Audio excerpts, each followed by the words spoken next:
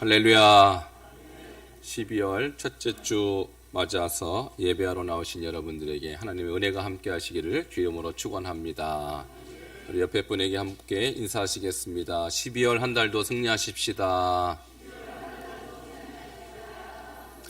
이제 마지막 달입니다. 시간이 얼마나 빠른지요.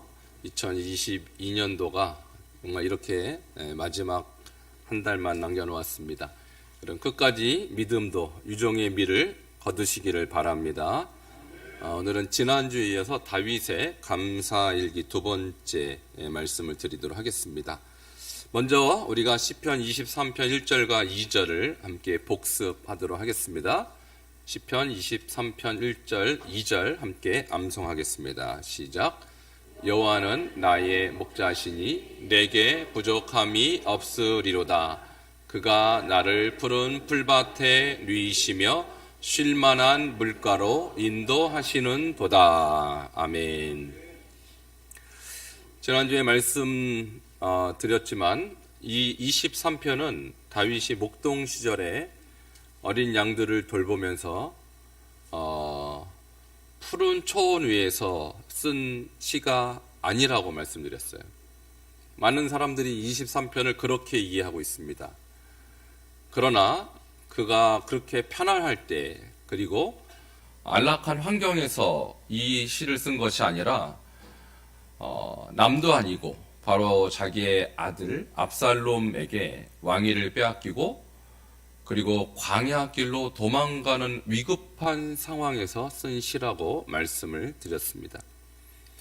그런 어려움 속에서도 그가 1절에 여호와는 나의 목자시니 내게 부족함이 없으리로다.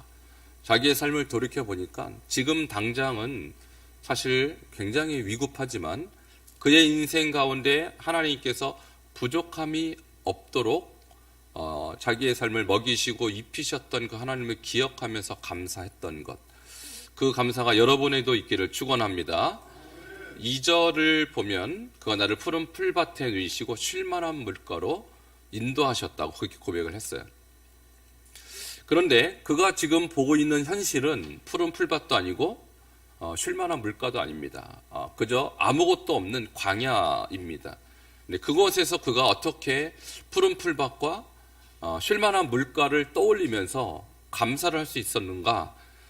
그것은 앞으로 자기에게 주어질 은혜에 대한 미리 감사, 앞으로 주실 은혜에 대한 감사를 했다라는 거예요. 그래서 1절과 2절은 이미 주신 감사, 이미 주신 것에 대한 감사, 그리고 2절은 앞으로 주실 것에 대한 감사라고 그렇게 말씀을 드렸습니다. 근데 오늘 세 번째입니다. 3절과 4절을 통해서도 세 가지의 감사가 오늘 등장하는데 그 중에 첫 번째가 내 영혼을 소생시키시는 은혜에 대한 감사를 하고 있습니다. 함께 따라 하시겠습니다. 내 영혼을 소생시키시는 은혜에 대한 감사. 우리 주님께서 여러분의 영혼을 소생시키신 줄 믿으시기 바랍니다. 여러분, 소생이란 단어는 언제 쓰냐면요, 그냥 두면 죽을 때. 그래서 우리가 심폐소생술 이렇게 말하죠.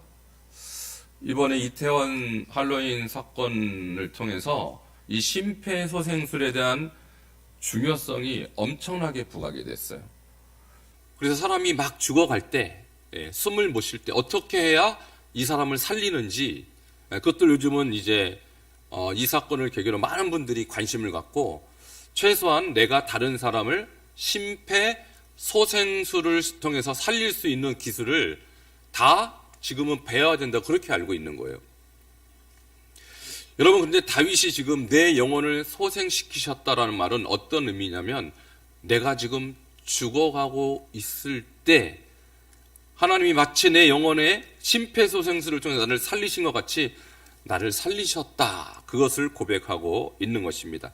우리 다시 한번 3절을 보도록 하겠습니다. 시작.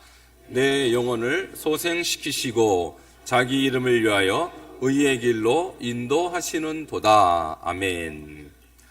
이 소생이란 단어를 원어로 보면 슈브라고 하는데 함께 따라 하시겠습니다. 슈브.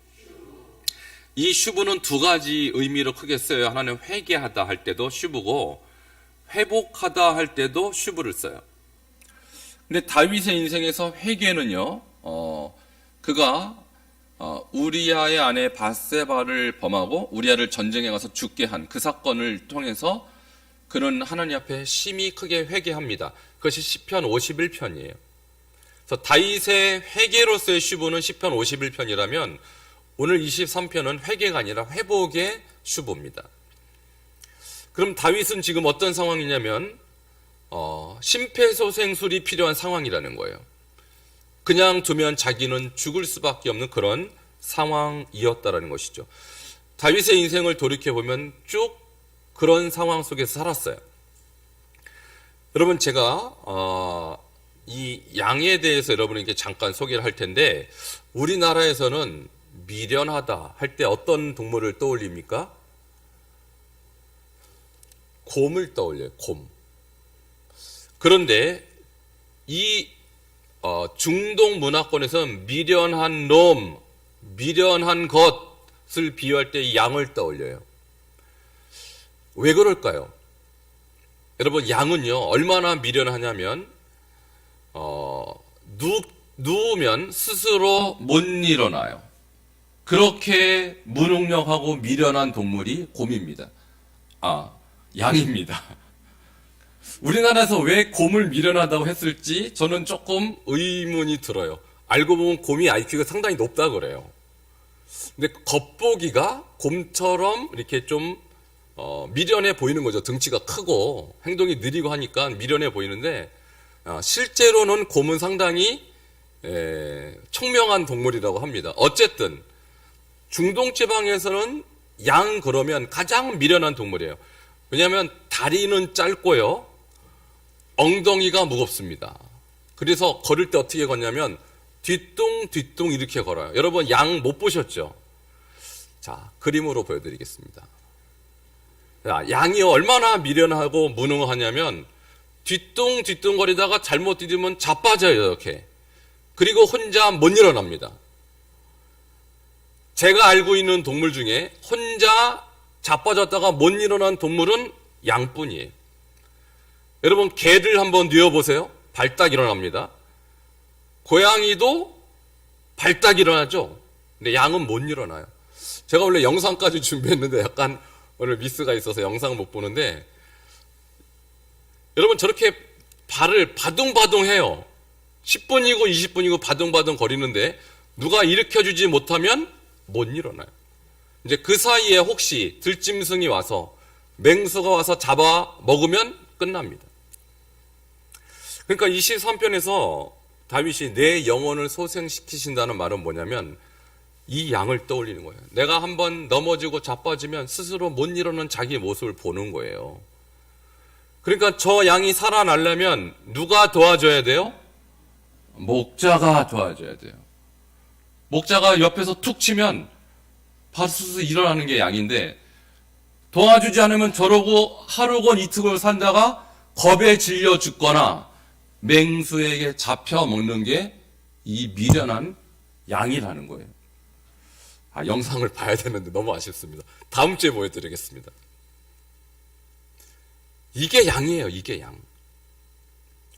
그러니까 늘 혼자 있으면 지나가다가 다리 삐끗해서 자빠지고 넘어지고 못 일어나면 소생이 안 되는 존재가 바로 양이고, 그것이 지금 다윗이 누구라고 생각하고 있는 거예요?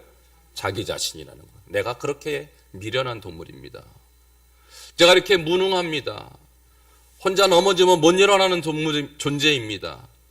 그런데 우리 목자 되신 주님께서 이 어려울 때마다 나를 도와주셔서 저를 일으켜 주셨습니다라고 3절에 감사의 기를 쓰는 거예요. 할렐루야.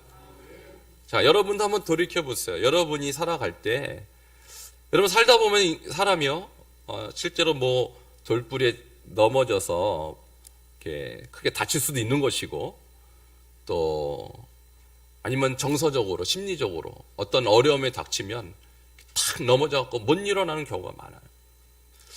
자, 그러면 그렇게 넘어지거나 마음이 무너지거나 하는 그런 상태가 어떤 상태면 다윗이 말한 것처럼 내가 소생해야 될 때예요.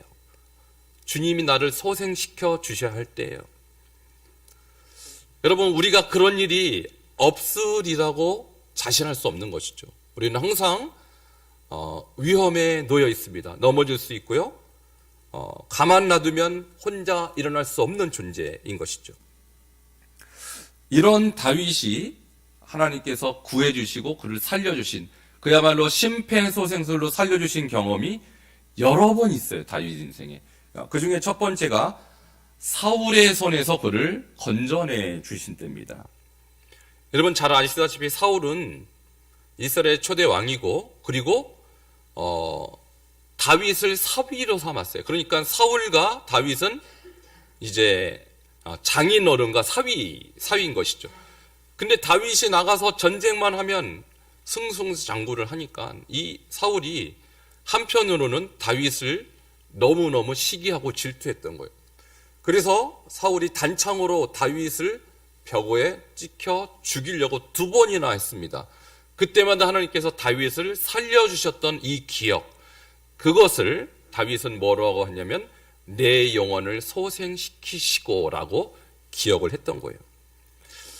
여러분도 혹시 여러분을 위협하고자 하는 그런 사람이 있었거나 여러분 인생에 사울과 같은 그런 어려움이 있었더라도 하나님이 다윗을 건져주신 같이 여러분도 지금까지 건져주심을 꼭 기억하시고 감사하시기를 축원합니다. 자, 2번째 다윗이 자기 영혼을 소생시켜줬던 기억은요, 그가 사울을 피해서 가드라는 나라로 도망갑니다. 근데 그 가드가 어떤 나라냐면 블레셋의 한 도시인데 다윗이 17살 때쯤 돌팔매질을 해서 쓰러뜨린 골리앗이 바로 가드의 장군이었어요.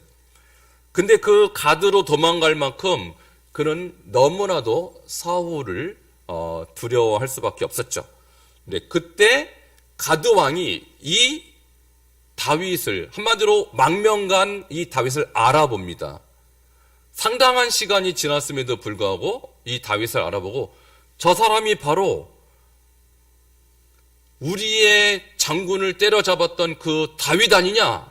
이 말을 듣는 순간 다윗이 얼마나 놀랐겠어요. 나를 죽이려고 할 텐데. 그때 다윗이 미친 채 합니다. 자, 그것이 사무엘상 21장 13절이에요. 같이 읽겠습니다. 시작. 그들 앞에서 그의 행동을 변하여 미친 채 하고 대문짝에 그적거리며 치매를 수염에 흘리며, 자, 완전히 미친 사람 연기를 하는 것입니다. 그렇지 않으면 자기가 바로 잡혀 죽을 수 있기 때문에. 자, 이럴 때 하나님께서 또 극적으로 다윗을 도망갈 수 있도록 해주셨어요. 그 가드의 왕 아기스가 저런 미친 사람을 왜 데리고 왔냐, 미친 개가 없어서 데리고 왔느냐 하면서 쫓아보내서 죽이지 않았어요. 자, 이 기억을 회상하면서 하나님께서 나를 2번째로 심폐소생술을 통해서 나를 살리셨구나 하는 것을 그가 기억하면서 그 자기를 소생시켜 주신 하나님께 감사했던 거예요. 자, 여러분의 삶에서도 하나님이 여러분 살려주신 기억, 여러분을 회복시켜 주신 기억 떠올리면서 오늘 그 감사가 회복되시기를 주의 이름으로 축원합니다. 마지막 3번째 다윗에게 있어서 이 심폐소생술은 언제 일어났냐면 바로 23편의 배경이 되는 이 압살롬, 아들로부터 구해주시는 장면입니다. 자, 결국 이 압살롬은 다윗의 군대 장관 요압에게 의해서 사살을 당합니다. 그 요압이 이 나무에 걸려있는 이 압살롬을 창으로 찔러 죽이는데 이 사건은 이때 종결이 되면서 다윗은 다시 왕궁으로 돌아가게 되는 것이죠. 우리 함께 사무엘하 18장 14절을 읽도록 하겠습니다. 시작. 요압이 이르되 나는 너와 같이 지체할 수 없다 하고 손에 작은 창 셋을 가지고 가서 상수리 나무 가운데서 아직 살아있는 압살롬의 심장을 찌르니. 자, 이렇게 해서 압살롬의 반란은 진압이 됩니다. 어쨌든 시편 23편의 배경이 되었던 이 압살롬의 반란은 여호와 하나님의 심폐소생술을 통해서 다시 완전히 정리가 되는데요. 다윗의 인생을 이렇게 크게 세 번이나 그의 영혼을 사망에서 구해주시는, 또 죽음 같은 사망에서 그를 회복시켜주시는 사건이 있었어요. 제가 지난 이 바이블 칼리지를 통해서 각 사람의 인생을 통해서 하나님께서 어떻게 인도하셨는가 하는 그런 과목을, 그때 리더십, 병신도 리더십 과목을 여러분에게 가르치면서 여러분 인생을 한번 돌아보는 시간을 함께 갖게 했습니다. 알고 보면 여러분도 다 영화 같은 삶을 다 사셨어요. 여러분 어릴 때부터 지금까지 여러분 인생에서 위기가 많이 있었을 거예요. 근데 그 위기 때마다 여러분 스스로 돌이켜 보시면 내 힘으로 일어난 것 같지만 그때마다 하나님께서 여러분의 심폐소생술을 여러분에게 행함으로써 여러분 살려주신 것입니다. 자, 그것을 우리가 늘 떠올려야 돼요. 자, 우리는 망각의 존재이기 때문에 자꾸 잊어버리지만 하나님은 고비 때마다 여러분 떠나지 아니하시고 마치 목자가 양을 늘 관찰하고 돌봤던 것처럼 여러분 지금 이 순간까지 돌봐주심을 기억하시기 바랍니다. 자, 그것을 다윗이 3절에서 감사했던 것이죠.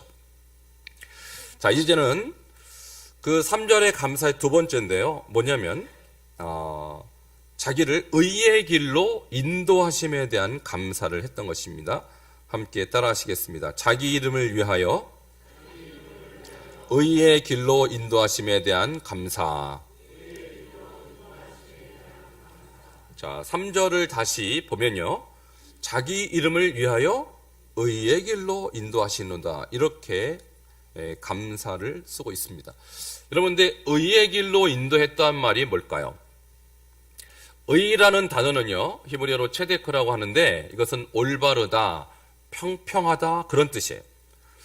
여러분, 저는 양이 많은 동네에서 선교 사역을 했어요. 그래서 제가 살았던 중국 신장은 사람보다 양의 숫자가 훨씬 많습니다. 그러니까 제가 문 열고 딱 나가면 양을 볼 수 있는 그런 도시에 살았어요. 그래서 가만히 보면 먼 산에 사람은 다닐 수 없는데 길이 나 있어요. 자, 누가 다닌 길일까요? 양들이 다닌 길인데 양들은 기가 막히게 그 비탈에서도 길을 만들어요. 그래서 양이 늘 다니던 길에는 이렇게 길이 보여요. 근데 사람은 그 길을 걸을 수 없지만 양들은 균형을 잘 잡아서 그 비탈길을 잘 갑니다. 그래서 그 길이 오늘 시편 23편이 말하는 의의 길, 옳은 길이라는 거예요. 옳은 길. 만일 양들이 그 길을 걷다가 조금이라도 벗어나면 어떻게 될까요? 비탈길로 떨어져서 죽습니다. 그러니까 23편은 정확하게 중동 문화 또는 저와 같이 이렇게 양이 많은 곳에서 살았던 사람이래야 이해가 되는 거지. 한국 사람은 양을 못 보니까 저렇게 의의 길이 무슨 길인가 어떤 추상적인 개념을 하는데 양이 자기가 걷는 그 양이 걸어다니는 그 길을 말하는 거예요. 그 길이 아닌 길은 다 사망의 길이고 비탈길이고 절벽이고 낭떠러집니다. 그런데 영적으로 그러면 이 올바른 길이란 어떤 길인가? 이것은요. 자, 히브리어로 체데크 올바르다고 했는데 그가 하나님의 말씀에 입각해서 올바른 삶을 살았다라는 거예요.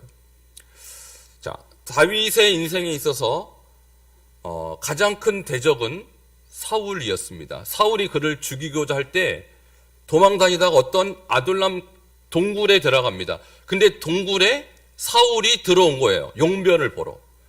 자, 그러면 이제 다윗의 눈앞에 자기의 대적이 있습니다. 얼마든지 창으로 찔러 죽일 수 있는데 이때 의의 길을 걸었던 다윗은 하나님이 기름 부으신 종을 내가 해할 수 없다라는 의로운 선택을 합니다. 이것이 바로 의의 길이에요. 자, 그것이 사무엘상 24장 3절에 기록이 되어 있습니다. 함께 읽겠습니다. 시작. 오늘 여호와께서 굴에서 왕을 내 손에 넘기신 것을 왕이 아셨을 것이니이다.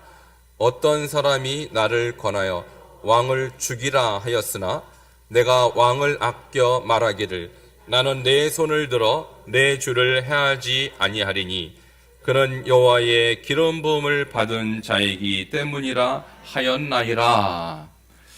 다윗의 종들이, 다윗의 부하들은 이렇게 말했습니다. 왕이시여, 지금 사울이 바로 눈앞에 있습니다. 바로 찔러 죽이면 다윗 왕께서는 지금 통일 왕국의 왕이 될 수 있습니다 라고 얘기했던 것이죠. 그때 다윗은 뭐라고 말하냐면, 아니다, 내가 내 손을 들어서 내 주를 해야지 아니하더니. 그는 사울을 자기의 주인으로 여겼다는 거예요. 여호와의 기름 부음 받은 자를 자기 손으로 해야 하는 것은 하나님의 뜻에 어긋난다라고 그건 알고 있었던 거예요.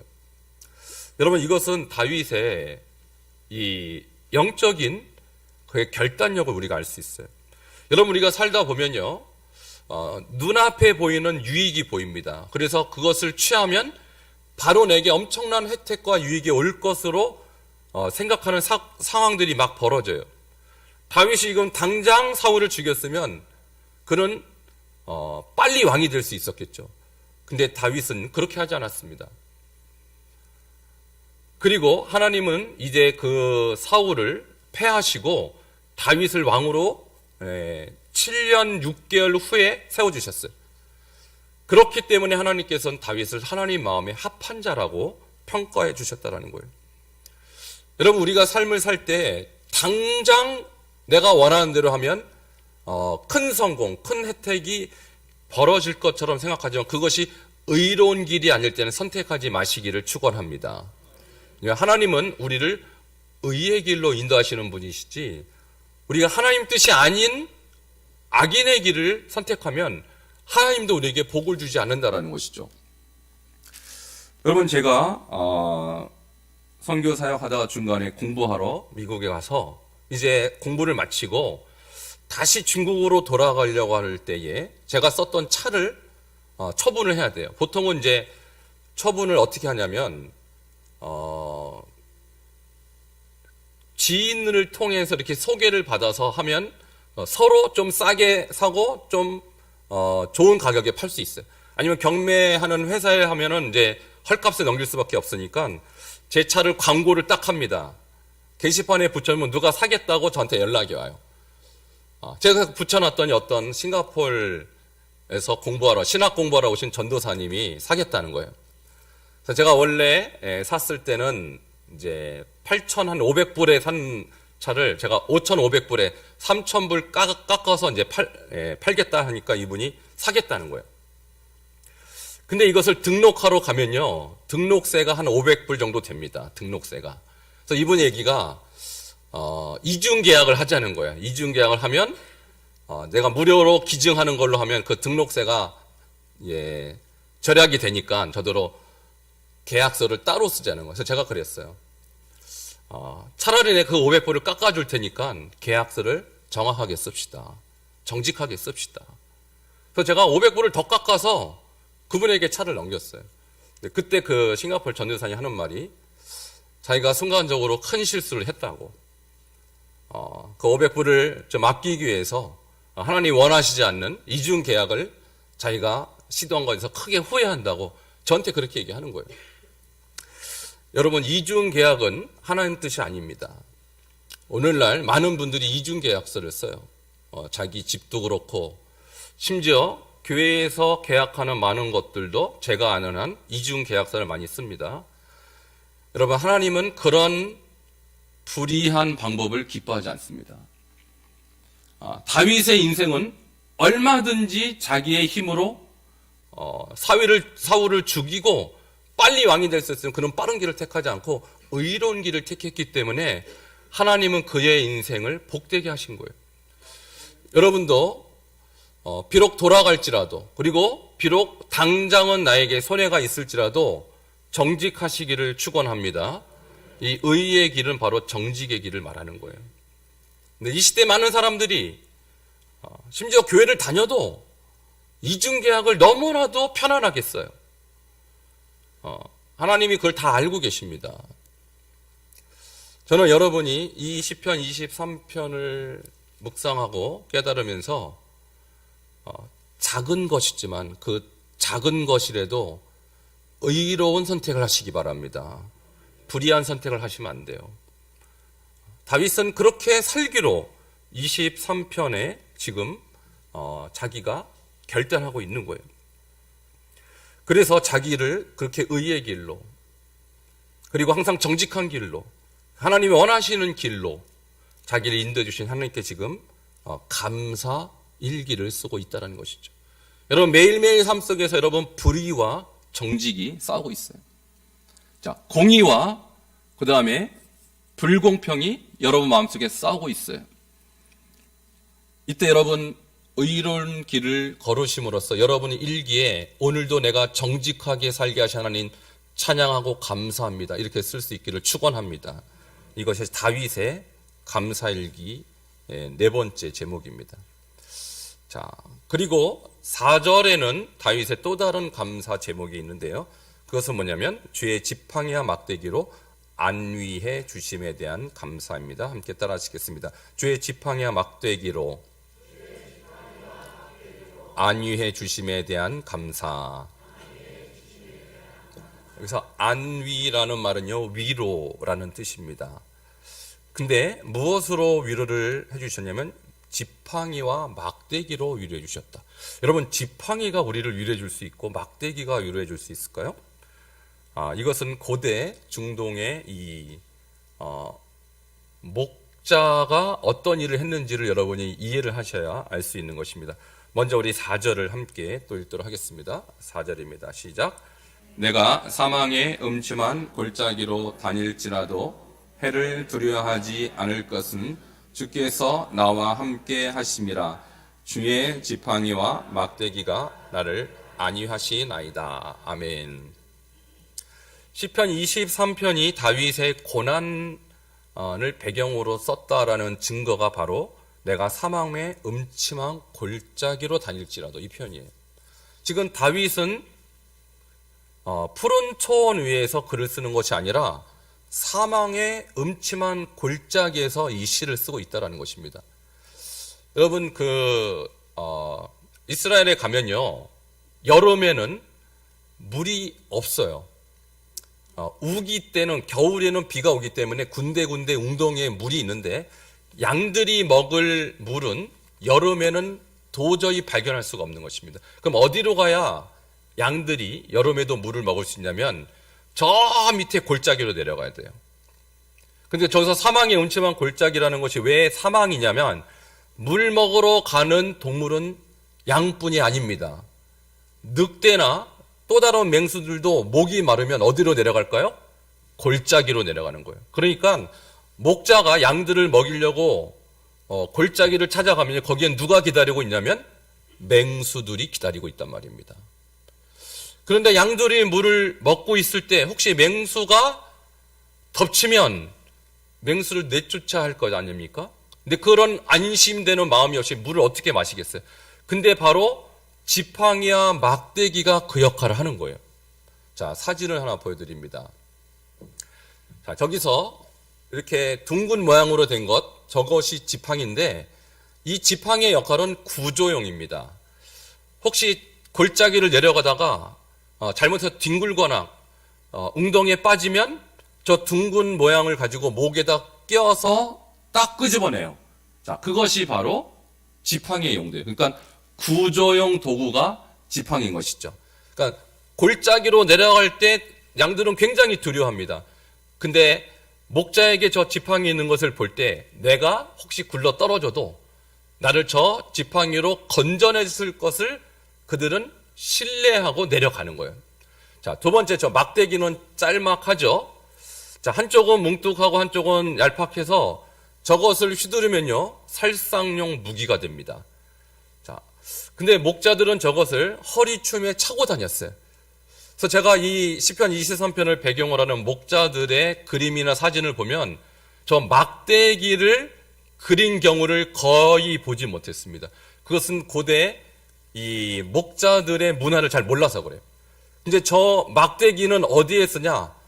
맹수가 양을 공격할 때 저것으로 맹수의 머리를 딱 치면 맹수의 머리가 팍 터집니다. 그만큼 강력한 도구가 바로 막대기예요.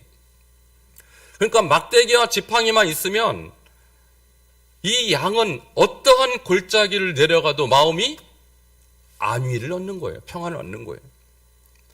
여러분, 우리도 마찬가지 아니겠습니까? 우리가 살아가다 보면 질병의 문제도 있고요, 경제의 문제도 있고, 마치 우리가 그런 어려움을 당하면 사망의 음침한 골짜기를 내려가는 것 같은 그런 두려움이 있을 수 있어요.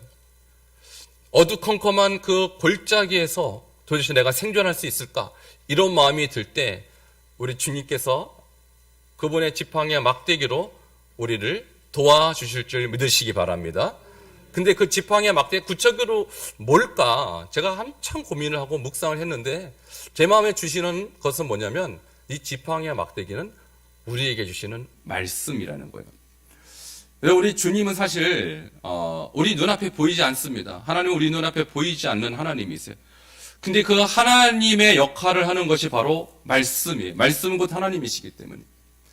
그래서 우리가 위험에 빠져 있을 때 우리의 영혼을 위험 속에서 구원해 주신, 구조해 주시는 역할은 바로 말씀의 능력인 것입니다.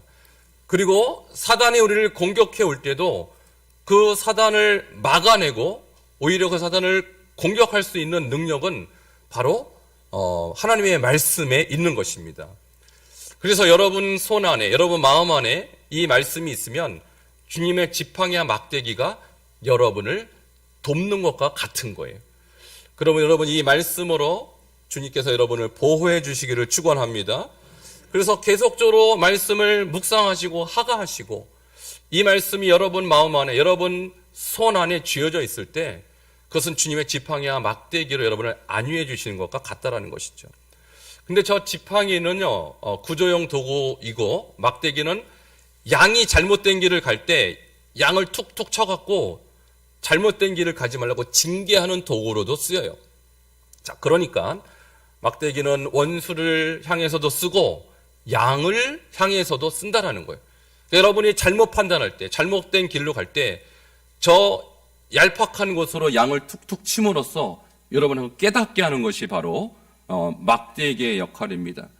그런 의미에서 저는 성경 말씀이 바로 우리를 깨우치고 영적으로는 사단을 공격하지만 영적 우리를 깨우치는 하나님의 도구이구나라는 것을 디모데전서 3장 16절과 17절을 통해서 저는 또 묵상하게 되었습니다. 함께 16절 보도록 하겠습니다. 시작. 모든 성경은 하나님의 감동으로 된 것으로 교훈과 책망과 바르게 함과 의로 교육하기에 유익하니. 17절.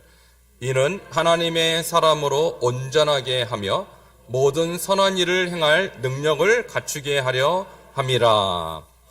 하나님의 말씀이 우리에게 막대기가 되어서 우리가 잘못 깨닫고 있을 때 우리를 교훈하고 책망하고 바르게 하고 교육하심으로써 우리를 바른 길로 하나님의 선한 일을 행하기에 온전하도록 만드는 것이 하나님의 말씀입니다.